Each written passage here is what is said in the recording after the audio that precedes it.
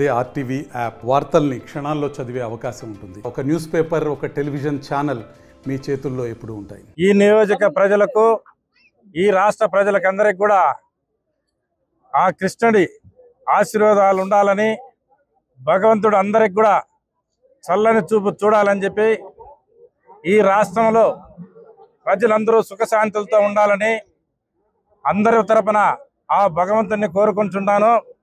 అదేవిధంగా మీకందరికీ తెలుసు, ఎంతో ఈ రాష్ట్రము ఎన్నో ఇబ్బందులతో, ఎన్నో కష్ట నష్టాలతో, ఎన్నో దౌర్జన్యాలతో గత 5 సంవత్సరాలుగా ఈ రాష్ట్రాన్ని పరిపాలించిన జగన్మోహన్ రెడ్డి పరిపాలన మీకు అందరికీ తెలుసు.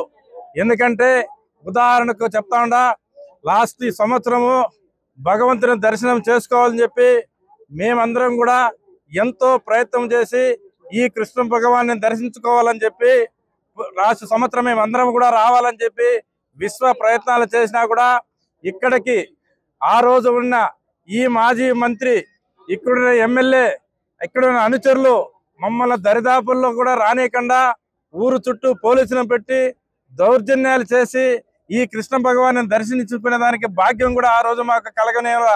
ఏ కార్యకర్తలు, తెలుగుదేశం కార్యకర్తలు అంటే వాళ్ళందరినీ కూడా ఊర్లో బయటనే అరెస్ట్ చేసి తరిమి కొట్టి దౌర్జన్యాలు చేసినారు. ఈ రోజు చెప్తాండా ఆ పెద్దిరెడ్డికి, అయ్యా నువ్వు రా, నేను స్వాగతిస్తా, ఈ కృష్ణ భగవాన్ని దర్శించుకో, ఈ పుంగనూరు నియోజకవర్గంలో మేలు చేయి, అందరికీ మంచి జరగాలని కోరుకో, అంతేగాని దేవుని దగ్గర రాజకీయాలు చేసి ఆ రోజు మమ్మల్ని జైలు పాలు చేసినావు.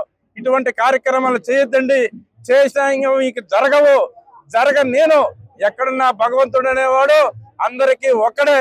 నీకు న్యాయం జరగాల, ప్రజలకు న్యాయం జరగాల, అందరికి న్యాయం చేయాలని కోరుకోవాలి. కానీ రాజకీయాలు గుళ్ళు దగ్గర చేయొద్దు. నీ కార్యకర్తలకు చెప్పు, ఇది నేను హెచ్చరికగా చేస్తా ఉన్నా.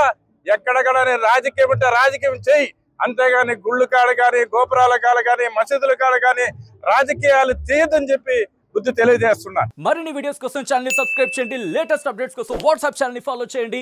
అండ్ లింక్ డిస్క్రిప్షన్ లో ఉంది.